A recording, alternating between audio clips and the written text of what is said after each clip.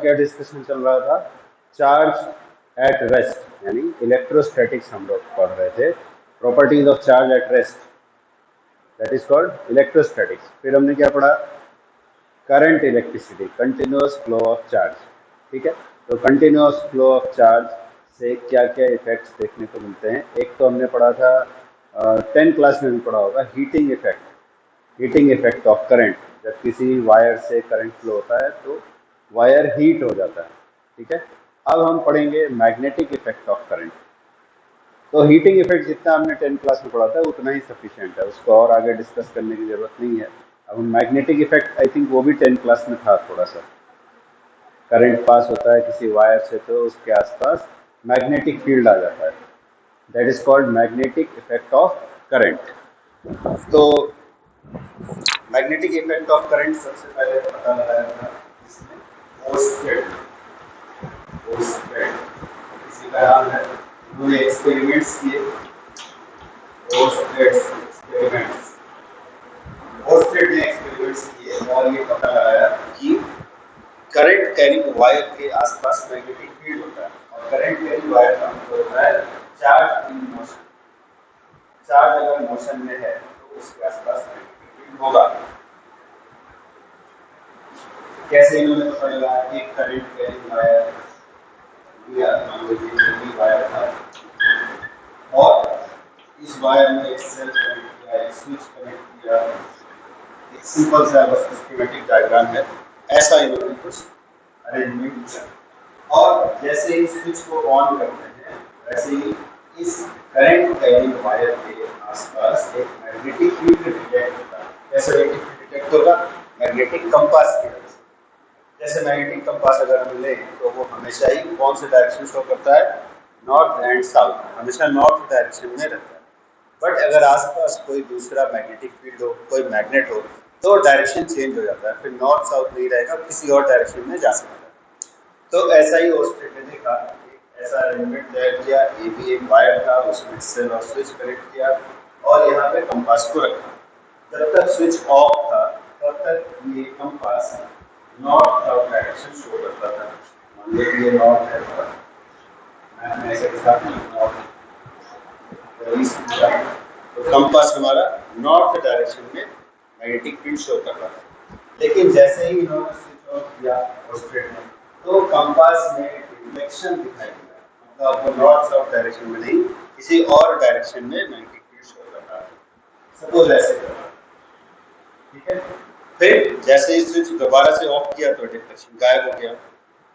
फिर उसके बाद इन्होंने क्या किया? पोलैरिटी चेंज किया, मतलब हायर पोटेंशियल बैटरी का इधर ऐसे कनेक्ट कर दिया। फिर स्विच ऑफ रखा, तो स्विच ऑफ करने से फिर से नॉर्थ साउथ में, फिर स्विच ऑन किया तो फिर से डिफ्लेक्शन दिखाई दिया other than north south, but वो पहले वाले से अपोजिट था।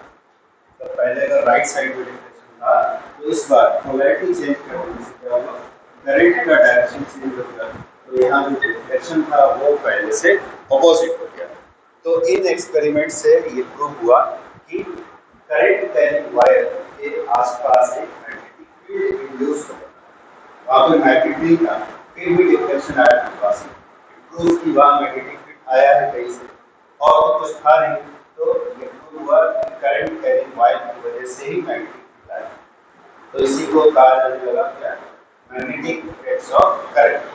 ठीक है, तो ओर्स्टेड एक्सपेरिमेंट से ये तो पता चला कि मूविंग चार्ज और करंट कैरिंग वायर जरूरी नहीं, मूविंग चार्ज अगर सिंगल चार्ज पार्टिकल भी होगा तो भी उसके आसपास मैग्नेटिक फील्ड होगा। ये बातें बाद में और पता चली, लेकिन ओर्स्टेड के टाइम पे नहीं था। करंट कैरिंग वायर के पास कंपास ले जाओगे तो तुम्हें एक डिफ्लेक्शन दिखाई देगा। घर में जो करंट कैरिंग वायर है, घर में भी तो वायरिंग है, उसके पास अगर कंपास को ले जाते हैं then you will not see any deflection. ऐसा क्यों? घर में अगर ऐसा अरेंजमेंट तैयार करें, बैटरी, स्विच और current carrying wire, straight wire में ले लिया, उसके पास कंपास होता तो डिफ्लेक्शन दिखेगा। बट जो घर में हमारे करंट कैरिंग वायर्स हैं, जैसे ये हमारे क्लासरूम में इलेक्ट्रिक सप्लाई है, ये वायर है, इसके पास अगर कंपास को ले जाते हैं तो हमें कोई डिफ्लेक्शन दिखाई नहीं देता है। What may be the reason? जबकि ये थ्योरी तो बोलती है करंट कैरिंग वायर के आसपास मैग्नेटिक फील्ड होना चाहिए। तो इसका आंसर है कि यहाँ जो करंट है वो डायरेक्ट करंट है, यूनि डायरेक्शनल है, एक सर्टेन डायरेक्शन में ही करंट फ्लो होता है, ठीक है, और कांस्टेंट करंट होता है। सेल से मिलने वाला करंट होता है कांस्टेंट करंट, इसको बोलते हैं डीसी यानी डायरेक्ट करंट। लेकिन हमारे घरों में जो सप्लाई आती है वो अल्टरनेटिंग करंट एसी, उसका डायरेक्शन भी कंटिन्यूसली चेंज होता है, मैग्नीट्यूड भी चेंज होता है, और एसी की जो फ्रीक्वेंसी है, हम लोग एसी के बारे में डिटेल में आगे पढ़ेंगे, बट अभी इतना समझ सकते हैं जो हमारे घरों में सप्लाई आती है, domestic AC supply, it's frequency is 50 hertz.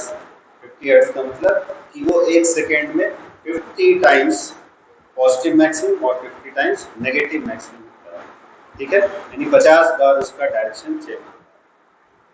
समझ में 100 बार, 50 बार नहीं, 100 बार डायरेक्शन चेंज होता है। ऐसे जैसे वेव के पास ये साइकिल हुआ यहाँ पर 50 टाइम्स इधर और 50 टाइम्स इधर, यानी कि 100 टाइम्स डायरेक्शन चेंज होता है।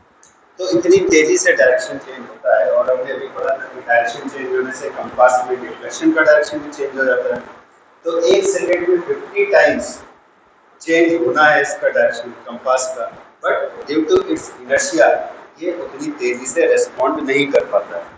इसलिए हमारे घर में जो इलेक्ट्रिक सप्लाई है उसके पास अगर तुम मैग्नेटिक फील्ड चेक करोगे तो तुम्हें कोई डिफ्लेक्शन दिखाई नहीं देगा, because of inertia of the compass it is not able to respond so fast, इतनी तेज वो रेस्पॉन्ड नहीं कर सकता, इसलिए वो अपनी जगह पे रुका रहता है, ठीक है। अब आगे बढ़ते हैं। तो इससे हमें ये तो पता चल गया ऑस्ट्रिन एक्सपेरिमेंट से कि मूविंग चार्ज के आसपास मैग्नेटिक फील्ड होता है, बट कितना होता है, किस डायरेक्शन में होगा, इसके लिए हमारे पास है बायो-सावर्ट लॉ।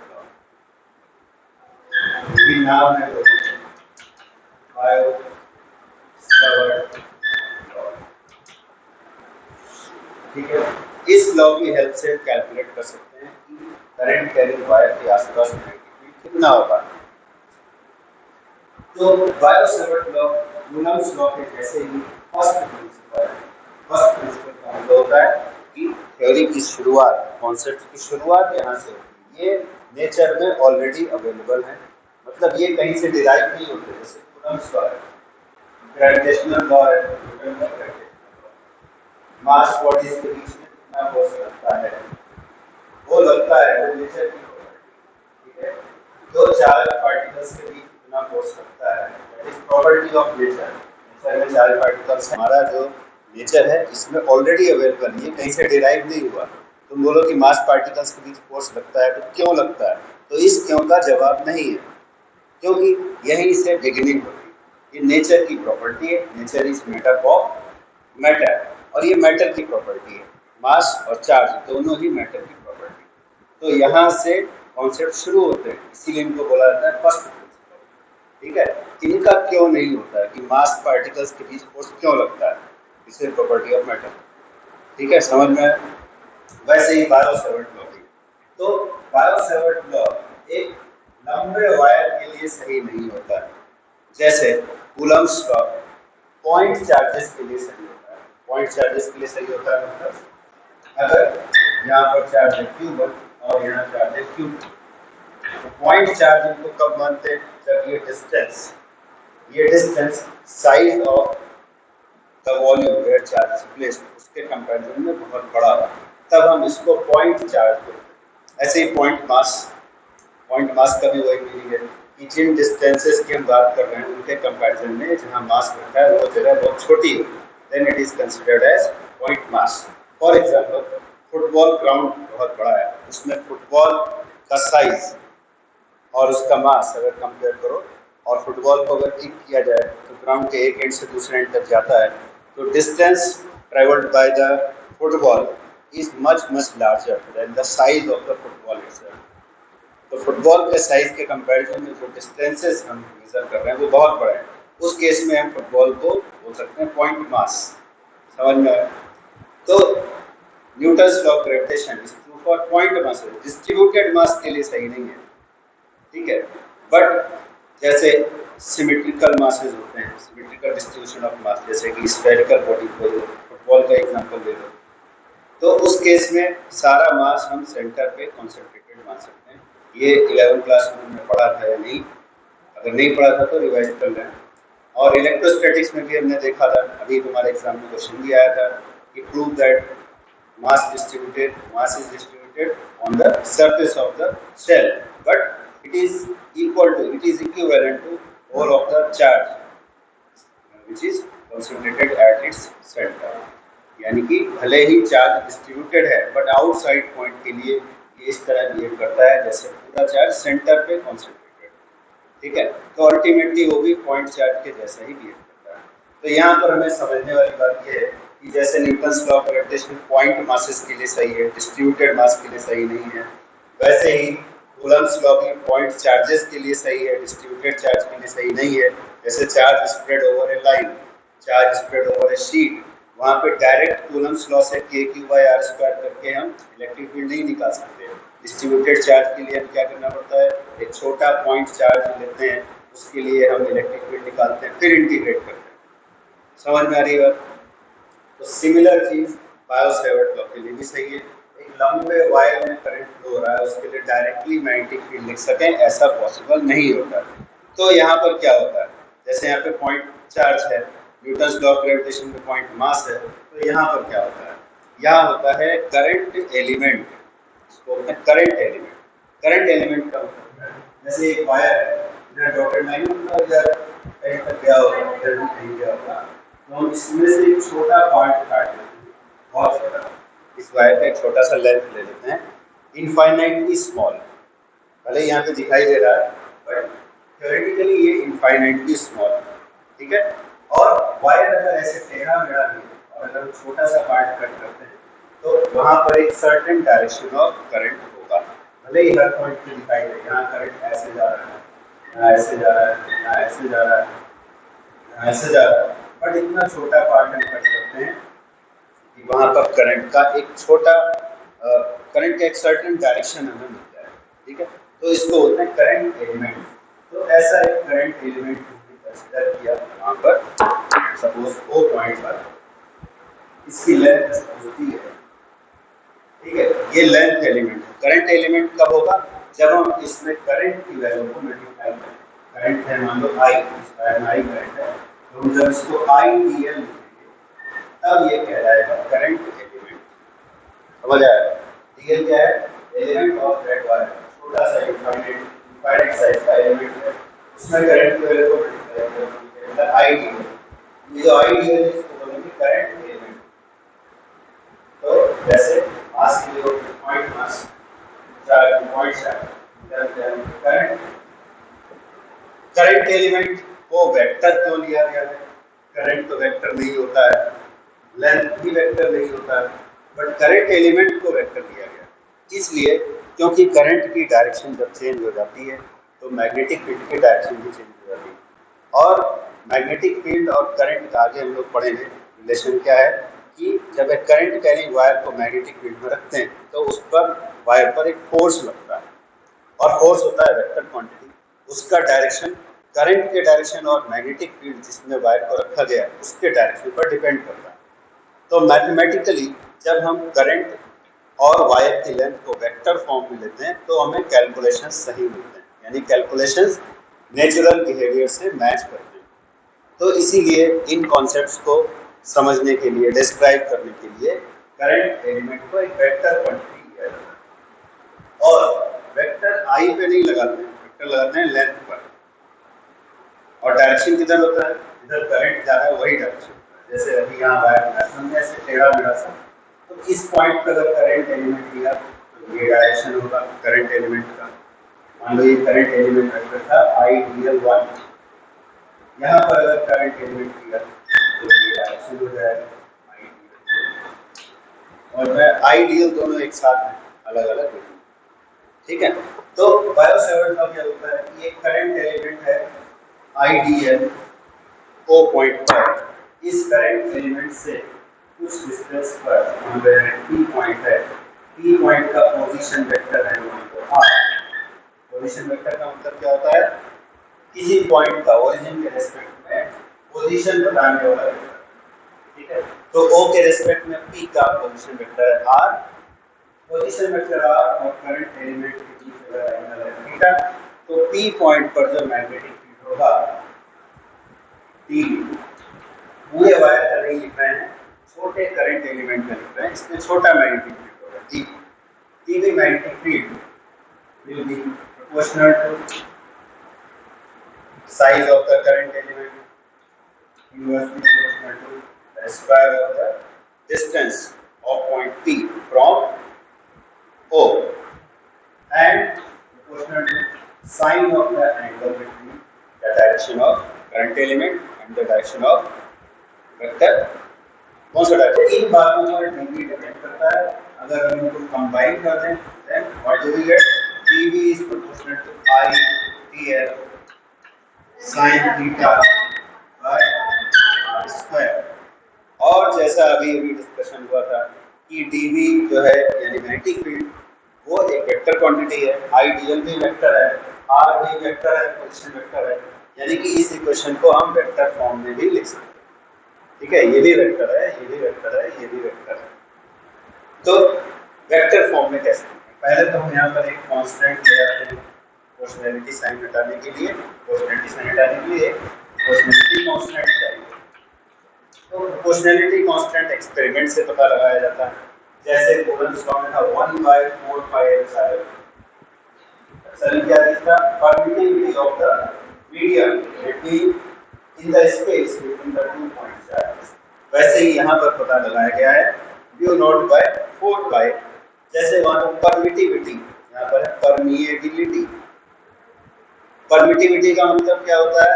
नाम से पता चल जाता है। फिजिक्स में जैसे हम बोलते हैं ना, अगर नाम को कोई भी टर्म अगर हम ध्यान से देखें, टर्म पूरा स्टेयर करें, दूर से देखें, तो हमें उसका मीनिंग समझ में आ जाता है।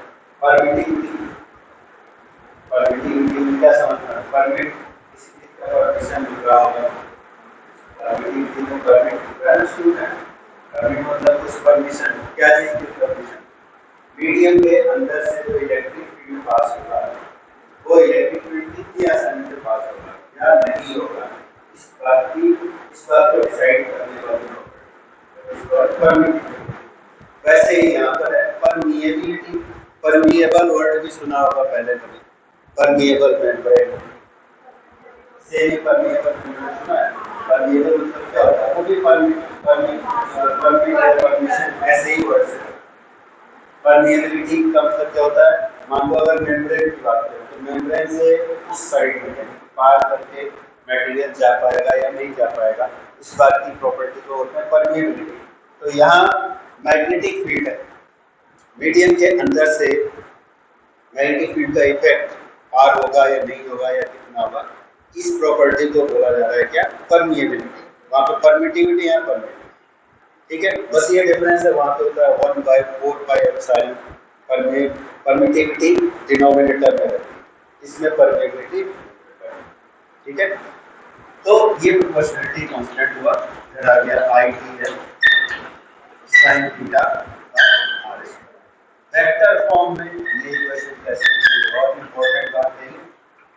वेक्टर फॉर्म में ऐसे लिखते हैं कि vector is equal to mu naught by 4 pi IDL cross r by r।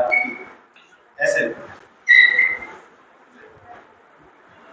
या फिर दूसरा तरीका भी है लिखने का। दूसरा तरीका क्या है? ऐसे लिख सकते हैं dv vector equal to mu naught by 4 pi I sin theta by r square. यहाँ पर लिखना होगा n cap. What is n cap? N cap is the direction which is perpendicular to the plane in which r vector and IDL vector are there. Or you can say n cap is the direction which is perpendicular to both r vector and IDL vector. दोनों के perpendicular होना है। तो पहले इसको समझ लो तो समझना इजी होगा। देखो ये IDL एक कंप्लीट वेक्टर है, IDL क्रॉस r। जरा याद करो 11th क्लास में पढ़ा था A vector cross B vector और C वेक्टर। तो C वेक्टर का डायरेक्शन क्या होता है?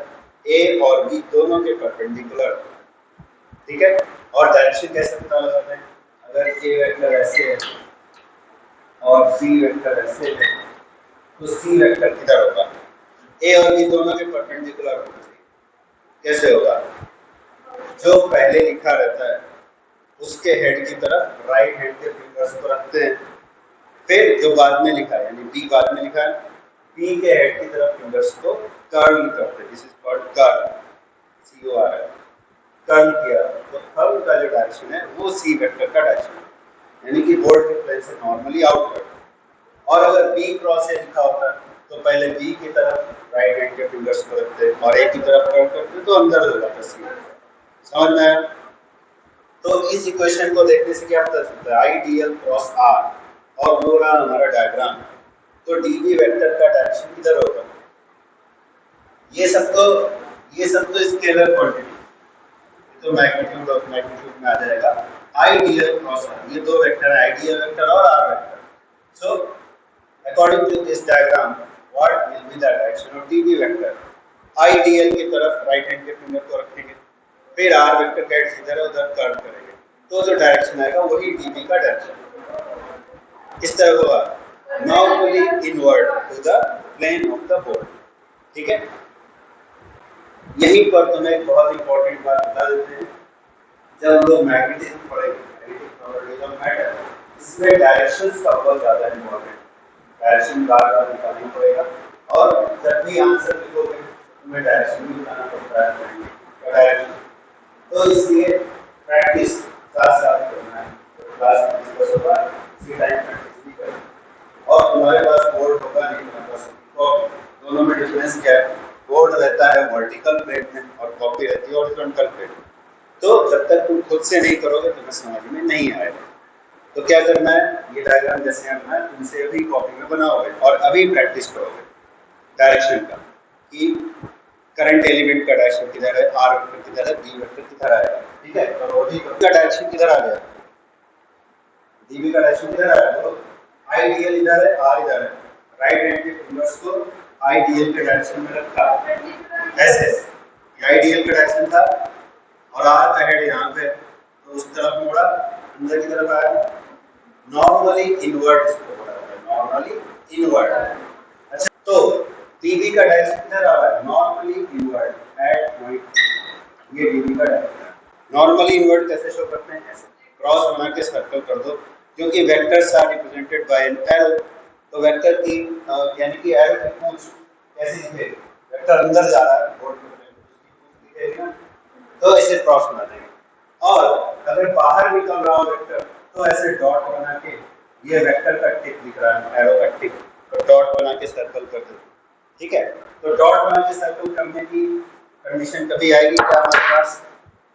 तो उसका आंसर है हाँ आएगी, अगर पी पॉइंट इधर होगा, अगर पी पॉइंट इधर होगा तो।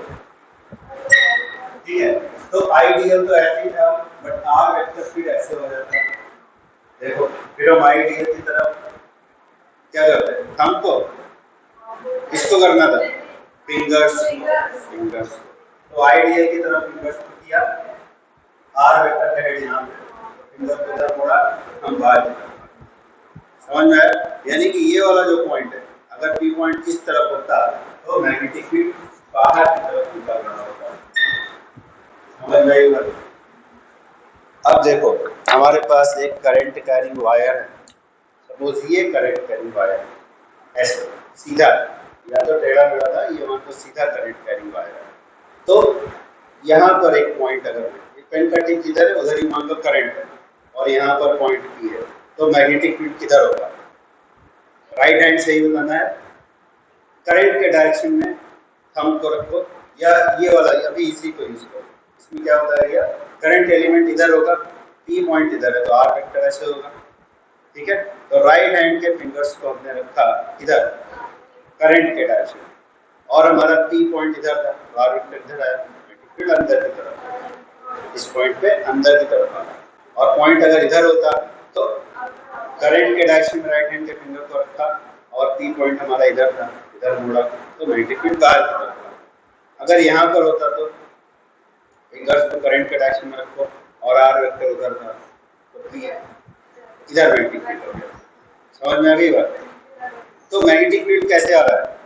ये करंट कैरिंग वायर है, मैग्नेटिक फील्ड कैसे आ रहा है? यहाँ पे अंदर की तरफ था, यहाँ पे बाहर की तरफ था और यहाँ ऐसे था, यानी मैग्नेटिक फील्ड ऐसे आ रहा है। समझ में आया?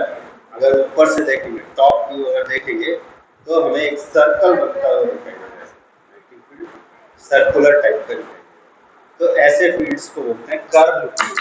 कर्व। इलेक्ट्रिक फील्ड कैसा होता है? स्ट्रेट लाइंस होते हैं, जब तक दूसरा चार्ज आसपास ना हो, दूसरा चार्ज आसपास होता है तो वो मुड़ जाते हैं।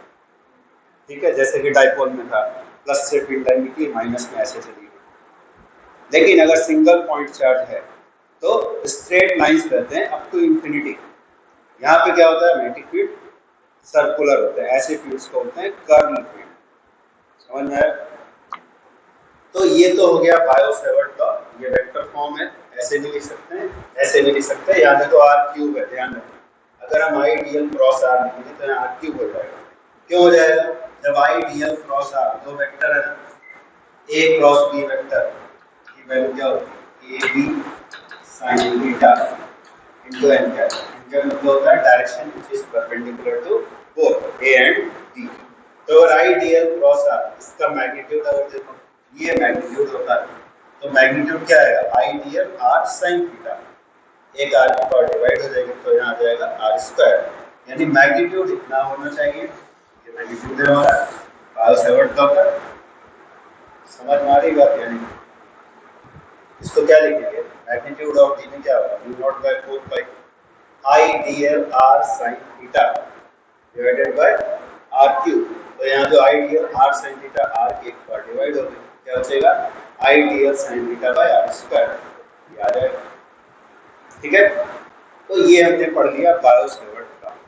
यहाँ पर इंपॉर्टेंट बातें क्या हैं?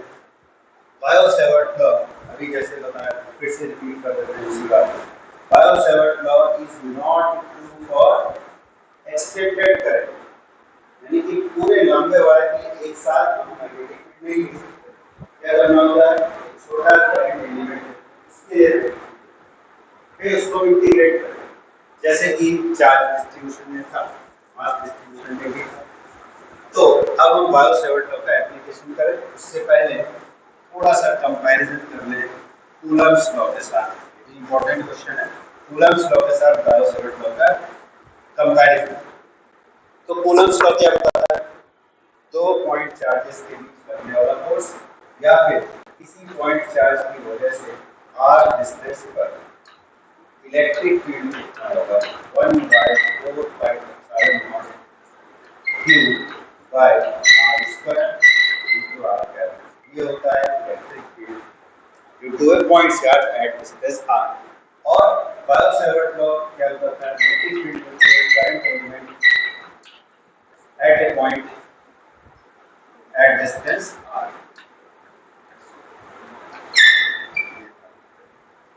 ठीक है, समझ में आ रहा है? या फिर ऐसे भी जो भी चलेगा, u नॉट बाय 4 पाई, 4 पाई तो है r स्क्वायर। अब कंपेयर करते हैं कूलम्ब्स लॉ, ये है कूलम्ब्स लॉ और ये है बायो-सेवर्ट लॉ। तो कंपैरिजन से क्या पता चलता है? कुछ सिमिलरिटीज भी हैं और कुछ डिफरेंसेस भी हैं। सिमिलरिटीज क्या है? जैसे हम इलेक्ट्रिक फील्ड का मैग्नीट्यूड अगर देखें और मैग्नेटिक फील्ड का मैग्नीट्यूड देखें, दोनों में कुछ सिमिलरिटीज है। यहाँ पर एक कांस्टेंट है जो मीडियम की प्रॉपर्टी पे डिपेंड करता है, 1/4 pi epsilon not, permittivity of the medium between the two point charges, या पॉइंट चार्ज और r के बीच जो गैप है इसमें कोई मीडियम होगा, उसकी प्रॉपर्टी है परमिटिविटी। यहाँ भी है, यहाँ पर है परमिएबिलिटी, ये भी मीडियम की प्रॉपर्टी, यानी अगर ये मीडियम चेंज कर दें, यहाँ इस वायर और पी पॉइंट के बीच में जो स्पेस है, यहाँ अगर हम मीडियम चेंज कर देंगे तो मैग्नेटिक फील्ड की वैल्यू चेंज हो जाएगी। यहाँ भी वैसे ही होता है। समझ में आ रहा है? इलेक्ट्रिक फील्ड का मैग्नीट्यूड 1/r स्क्वायर के प्रोपोर्शनल है, यहाँ भी मैग्नेटिक फील्ड का मैग्नीट्यूड 1/r स्क्वायर के प्रोपोर्शनल है। ये पॉइंट चार्ज के लिए सही है, एक्सटेंडेड चार्ज के लिए सही नहीं है। वैसे ही ये भी करंट एलिमेंट के लिए सही है, एक्सटेंडेड करंट के लिए सही नहीं है। इलेक्ट्रिक फील्ड एक वेक्टर क्वांटिटी है, मैग्नेटिक फील्ड भी वेक्टर क्वांटिटी है। ये सब सिमिलरिटी। अब देखो डिफरेंस, बहुत इंपॉर्टेंट है, ये डिफरेंस याद रखना बहुत जरूरी है। यहाँ आर कैप लिखा हुआ है, बट यहाँ पे आर कैप नहीं लिखा है, लिखा एन कैप, ठीक है। आर कैप का मतलब हुआ कि unit vector in the direction of vector R, और वेक्टर आर क्या होता है, पॉइंट चार्ज से पी की तरफ जाने वाला ये वेक्टर आर होता है। यानी कि इलेक्ट्रिक फील्ड का डायरेक्शन यानी आर कैप वो किसी डायरेक्शन में होता है, यानी पी पॉइंट को ज्वाइन करने वाली, ओ से पी पॉइंट को ज्वाइन करने वाली जो लाइन है उसी के अलोंग होता है इलेक्ट्रिक फील्ड आर वेक्टर के ही डायरेक्शन। या अगर नेगेटिव चार्ज है तो अपोजिट हो जाएगा, बट होगा इसी लाइन पर। समझ में, नेगेटिव चार्ज होने से क्या होता है, towards the charge, but it will be on this line only, along this line. But यहाँ ऐसा नहीं, यहाँ देखो ये आर था, ये लाइन है आर, बट मैग्नेटिक फील्ड किधर जा रहा है, आर के परपेंडिकुलर। ये सबसे बड़ा डिफरेंस है। तो N cap is the direction which is perpendicular to both R cap, R vector and ideal vector, यानी आर के परपेंडिकुलर होता है। दूसरी बात, इलेक्ट्रिक फील्ड एक फील्ड होता है कैसा है, इसको होता है डाइवर्जिंग फील्ड। डाइवर्जिंग मतलब एक पॉइंट से शुरू होता है और ऐसे सब डायरेक्शन में डाइवर्ट होता है, यानी कि फैलता है, ऐसा होता है। यानी एक पॉइंट से शुरू होगा अप टू इंफिनिटी जाएगा। लेकिन मैग्नेटिक फील्ड कैसा है, कर्व फील्ड, जहाँ से शुरू हुआ उसी पॉइंट पे वापस आ जाएगा। तो इसीलिए इलेक्ट्रिक फील्ड लाइंस होते हैं ओपन कर्व्स और मैग्नेटिक फील्ड लाइंस होते हैं क्लोज्ड कर्व्स। ओपन कर्व्स का मतलब क्या है, जिसका एक स्टार्टिंग पॉइंट भी होगा और एक एंड पॉइंट भी होगा, that is called open curve. और मैग्नेटिक फील्ड कैसा है, ऐसे सर्कल जैसा है, बंद हो जाता है, जहाँ से शुरू हुआ वहीं पे आ गया, यानी कि ये क्लोज्ड कर्व होता है। क्यों, एक ही बात है, मीनिंग एक ही है। अगर तुम कहो electric field is a diverging field, उसका भी वही मीनिंग है कि ये ओपन कर्व है, एक स्टार्टिंग पॉइंट है और एक एंड पॉइंट होगा। जैसे पॉजिटिव चार्ज के लिए जहाँ चार्ज है वहाँ से स्टार्ट होगा आपको इंफिनिटी जाएगा, नेगेटिव के लिए उल्टा हुआ तो इंफिनिटी से शुरू हुआ और यहाँ के एंड हुआ। या दो चार्जेस पास पास रखे हो तो ये बात और आसानी से समझ में आ जाती है, यहाँ माइनस रखा है, ऐसे फील्ड लाइन बस से शुरू होगी, starts from positive charge and terminates at negative charge. But magnetic field में ऐसा नहीं होता है, ना कोई स्टार्टिंग पॉइंट है और ना कोई एंड पॉइंट है। तो मैग्नेटिक फील्ड क्या है, इस तरह का फील्ड है, कर्व फील्ड। और इलेक्ट्रिक फील्ड कैसा फील्ड है, डाइवर्जिंग, कन्वर्जिंग भी बोल सकते हैं, डाइवर्जिंग का अपोजिट होता है converging. Still one fact remains the same, it has a starting point and has a end point. But magnetic field line is a closed curve, it doesn't start from any point and end from any point. But तुमने 10th class में diagram बनाया था magnetic bar magnet का, north से magnetic field line निकला, south में ऐसे आ गया, तो इस बात से मैच ही नहीं कर रहा है। ऐसा क्यों, मैच क्यों नहीं किया? जो 10th क्लास में बनाया था डायग्राम बार मैग्नेट का डायग्राम ऐसे बनाया, ये हमारा बार मैग्नेट है, इधर नॉर्थ इधर साउथ, नॉर्थ से फील्ड लाइन ऐसे दिखाते हैं ना फील्ड लाइन, तो इसमें तो नॉर्थ से निकला साउथ में ऐसे आ गया, तो क्या ये बात गलत है? 10th क्लास में पढ़ेगी तो और भी पढ़ेगी, गलत नहीं है, आधी बात पढ़ी थी 10th क्लास में, जो भी हम छोटे क्लास में पढ़ते हैं फिर हायर क्लास में जाके होते हैं। 10th में तो ऐसा बताया था, तुम ग्रेजुएशन में जाओ तो 12th में तो ऐसा बताया क्या था, तो गलत नहीं होता। क्या होता है, आधी बात होती है, या हमें पूरी बात बताने के लिए थोड़ी देर इंतजार करना पड़ता है, सारी बात तो एक साथ नहीं जान सकते ना। तो होता ये है मैग्नेटिक फील्ड यहाँ एंड नहीं होता है, ये ऐसे लगता है, तो मालूम था तो बोले ऐसे लगता है। चलो कोई बात, तो मैग्नेटिक फील्ड लाइंस होते हैं क्लोज्ड कर्व्स, इनका कोई एंड या स्टार्टिंग पॉइंट नहीं होता। तो आज इतना ही रखते हैं, बायो सेवर्ट